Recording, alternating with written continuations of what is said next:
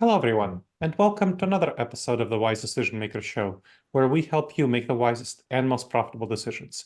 My name is Dr. Gleb Tsipursky. I'm the CEO of Disaster Avoidance Experts, the future of work consultancy that sponsors the Wise Decision Maker Show. And I'm joined by Cristi. Cristi, can you please share a little bit about yourself and tell us what you do?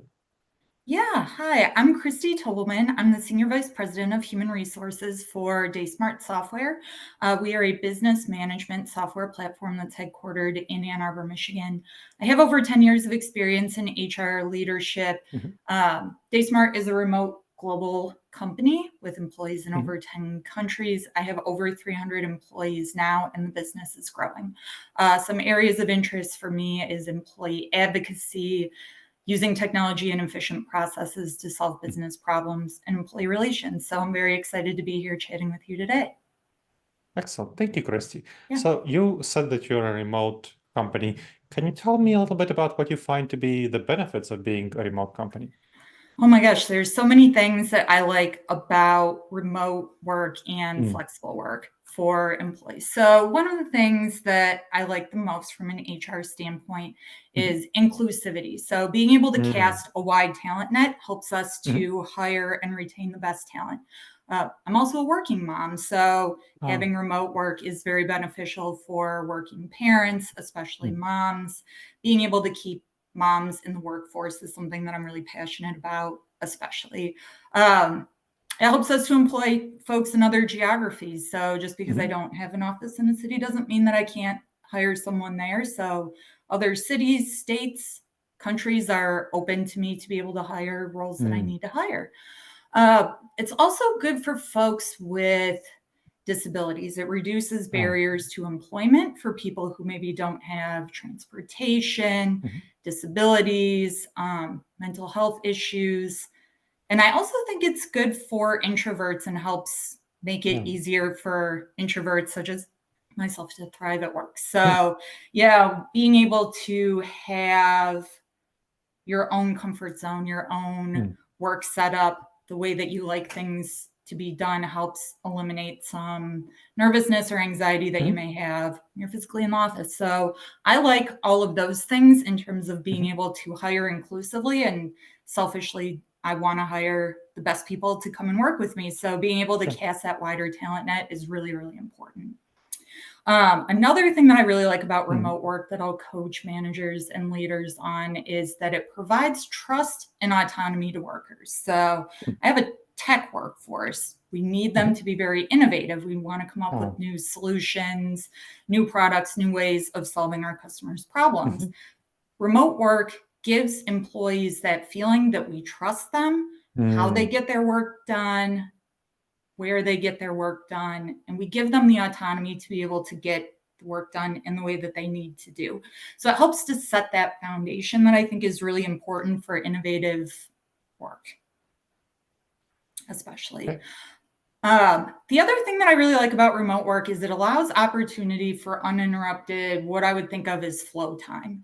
So when I'm mm, physically in the office or spending time with coworkers in person, it's very social. We get a lot yeah, of work done that's important in that sense, but it's hard for me to have heads down, very mm, deep, thoughtful work on a topic, very deep work in software coding for engineers or working with spreadsheets for mhm, finance or data related folks, and being able to have uninterrupted time is really important if you're mhm, doing deep thinking work. And I personally find that's harder to do when I'm in the office with lots mhm, and lots of coworkers versus just sure, being at home.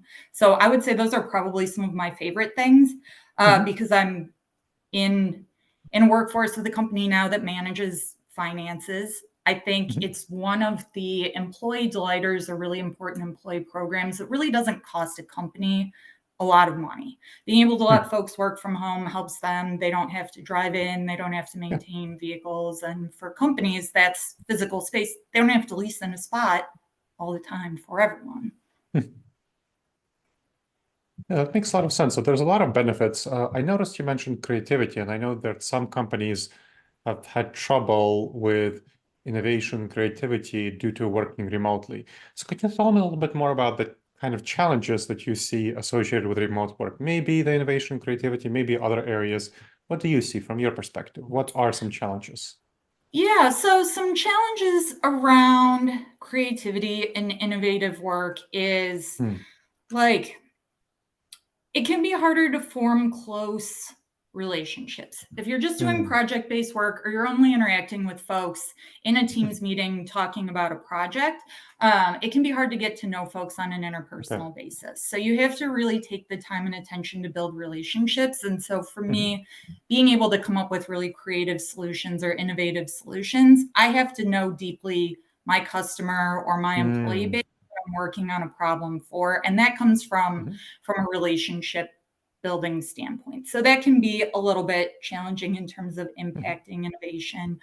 Um, I also think that sometimes cultural challenges when you have a really dispersed and remote workforce Okay. can make those things a little bit more challenging. Mhm. So, literally, time zone changes, Mhm. differences in cultures, and also to be aware of is the more that we have folks that are working remotely or asynchronously, it increases the opportunity for miscommunication in Hmm. written conversations. It's hard to Yeah. always convey the emotion that you want in a written Mhm. word in the way that us having this interactive dialogue right now, you get Sure. the three-dimensional version of it. So let's talk a little bit about how you address those problems. So let's dive into each one of those. So let's talk about relationships. And I've worked with a number of companies to help them figure out their remote work models, and I developed a number of strategies to help people cultivate closer relationships within a remote setting. I'm curious what you do. What do you do to address the relationship building challenges in a remote setting?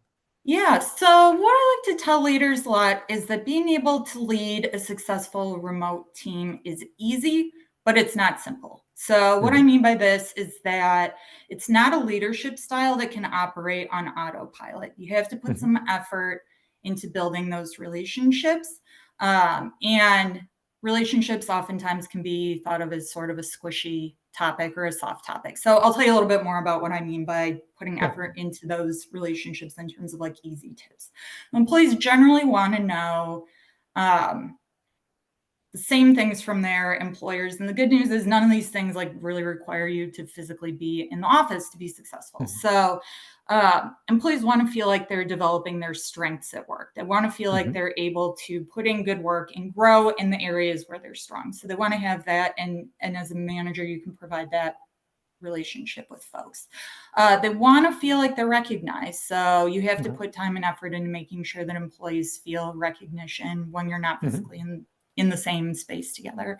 Um, they want those one-on-ones with you as a manager, whether you're physically Mhm. present in the same place or you're remote. They want to spend that time. So communication. All of these Mhm. are communication. We're all in the Yeah. office together every single day. It's really easy for a manager to walk around Mhm. without a plan, without any attention, and just sort of walk around, see what folks are up to, check in with them, do it ad hoc as they want to. And in order to be successful in a remote environment, you have to intentionally set Mhm. time aside for communication, for team building. Yeah. Um, and the other piece that's a little bit tricky is what I would call cultural components. So, if Mhm. we have an office where everybody's physically in person and present, a lot of managers think that others, HR, administrative, supporting roles, are the Mhm. ones who are assimilating folks to core values, to Mhm. norms, planning social events. And there isn't really that other in a remote environment that moves Mhm. back to the manager to make sure that they're helping and supporting um, bringing employees into the cultural expectations at work and fitting into the greater culture in the office. Mhm. Mhm. So I think it's important to be intentional in those relationships to be successful. Tell managers also flexibility and trust wherever and however you're doing the work Mhm. is really important. Um, Making sure that employees feel that connection. And then the latest piece that we've spent a fair amount of time on is what's the right cohort size for a leader to be able to build those relationships? Like, what's that Mhm. right number? And how big is too big of a group? So at DaySmart, for example, we've done quite a few acquisitions. And while it's easy for Okay. folks to stay interconnected in a startup of, say, 20 employees, when they come and join the greater DaySmart and they say, like, oh, it's 300 employees, that's way too many people to get to know in a virtual social event. Versus a smaller group that you can kind of keep together. So we're looking at things like mentoring or smaller group sizes to more easily facilitate some of that relationship building. Okay. So you focus on the relationship building between managers and employees. And I've definitely worked on a lot of that, and it sounds like you're doing that really well. But I've seen a big aspect of when we're talking about creativity and innovation is building relationships between staff members themselves. So rank and file, not manager to employee, but employee to employee. And if we think about innovation, it's really generally going to come from employees talking to each other, having ideas, generating ideas.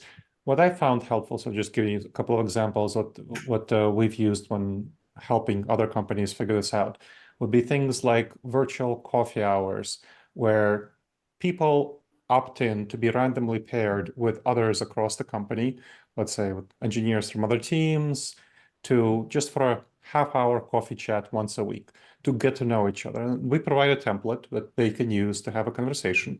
And the company pays for like $5 for each to just get coffee. And so they just have coffee with each other and they chat and they use this template to get to know other people across the company. So we have a lot of research showing that it's really the weak ties, the ties that are not directly to people in your team that facilitate innovation and creativity. And that is really helpful for building weak ties. So that's kind of like one thing that we find really helpful, one-on-one activities. Then, so I'm curious to get your thoughts on that. But before that, I'll give you another example of activities that we find helpful is group activities, virtual group activities. And those can include various groups that are interested in things like, let's say, video games. And that's especially helpful for Gen Z, some millennials who are more into video games. Those are really good activities to do in a virtual setting where a bunch of people just get together, play video games, they chat on Discord, and they bond over that. And then there's the virtual movie watching where people watch a movie or a show or sports events again and can chat to each other on Discord. So there's a way of chatting to other people. So obviously a little bit of a different demographic than the people who play video games, but still there's a number of older employees often who are interested in those activities. And then there are a little bit offbeat things like virtual escape room events and other sorts of virtual events where those are more explicitly corporate style team building activities that, again, are really helpful for creating those bonds across various teams, across the organization in a group setting. So you have one-on-one team building bond relationships through the virtual coffee hours and group activities that build relationships through activities like video game playing, sport watching, movie watching, virtual escape rooms, and so on that help build bonds across groups. So I'm curious about those sorts of activities, whether you're doing some of those things that would be relationship building and therefore help improve creativity and innovation and culture, of course. So this is an area where technology has come a long way in the past couple of years since COVID in providing some assistance. So we have an instant messenger platform called Slack that really integrates well with a lot of different programs that encourage those. So if you want to have a random conversation with anybody else in the company, we can add in a tool like Donut that will help facilitate some of those conversations. Or if you have a lot of software engineers in your company, they can help to build you a chat bot that will facilitate some conversations if you want to randomly pair a couple of folks up. We do, as a senior leadership team, kind of have random folks that we'll have all the executives reach out to, and we switch it up quarterly to have kind of small group chats, like an Ask Me Anything format. That seems to go pretty well. And the other thing that our employees have responded pretty well to that we've tried doing a couple of times is an outside facilitator that does icebreaker type of conversations. And so random employees get paired up on a team and they have to do like virtual scavenger hunt activities. They're like, hurry up and make a musical instrument out of something on your desk and show it to the group and vote for winners with little prizes or a variety of different things. If you lower the threshold for interaction, if you're having a coffee chat, like you discuss, and it's not a high pressure situation, folks are more likely to join in. And especially younger employees, it's hard for them if they've never been in an office or they have very little experience physically working in an office. They really crave those interactions in a way that when I was new at work, I would have been physically learning a lot on the job, sitting next to folks. And so to really be able to unleash some of that creativity, we got to make sure that the younger employees in our company have the opportunity to build those bonds and relationships with folks who've been here longer. Absolutely. Well, that's great. Sounds like you're doing a lot of innovative stuff. Now, as we wrap up the conversation, you think about the future of remote work. What are you working on improving? What do you see as the future? You said that you're considering adding in some mentoring, perhaps other things to further improve the way that DaySmart is approaching the remote work culture and just the future of how people will do remote working effectively. Yeah, so there's a lot that we could go into in terms of cool new technology, AI, lots of new frontiers on that side. But the next phase of flexible work for me that really gets me excited is kind of engaging our collective need to flex in between not just work and life boundaries, but work and life and ourself and our well-being. There's kind of this extra dimension that I think is really starting to grab hold in terms of schools of thought from a leadership standpoint. So what I mean by that is if I said a couple of years ago, okay, I want to provide mindfulness or meditative exercises for my employees, I would have gone out and sought an expert in a field like yoga and brought them into the workplace. And now what you're seeing is some really innovative research coming out of universities that are starting to blend this into management practices, building classes around it, doing research on these concepts of how we develop ourselves. And in order to be really creative and innovative at work, we have to also feed ourselves as well. So my husband is an airline pilot, and I always say, you know, what you hear on an airplane, make sure that you put your own mask on before you try to help all of those around you. And so there's kind of this tendency now for folks to push themselves at work until they get to a point of burnout or push themselves in other hobbies or activities, and really being able to make well-being an important center of us as workers and employees is what I think is the key to unlock our future potential in terms of flexible work and new frontiers of work. So that's something that I'm seeing even out of Purdue, where I did my undergrad. They have a new center for employee wellness and doing a lot of focus and research there. So that's an area that I'm really excited to tap into. And that's a work conference that I'm excited that I'll be participating in next month, that you can come and see me there. Excellent. Okay. Well, thank you, Cristi. I really appreciate you sharing your expertise. This was great. Yeah, thank you. I'm excited to be here. And thank you to the audience for checking out another episode of the Wise Decision Maker Show. Please make sure to subscribe wherever you checked out the show and leave a review. It helps others discover the show, and it helps us improve the show.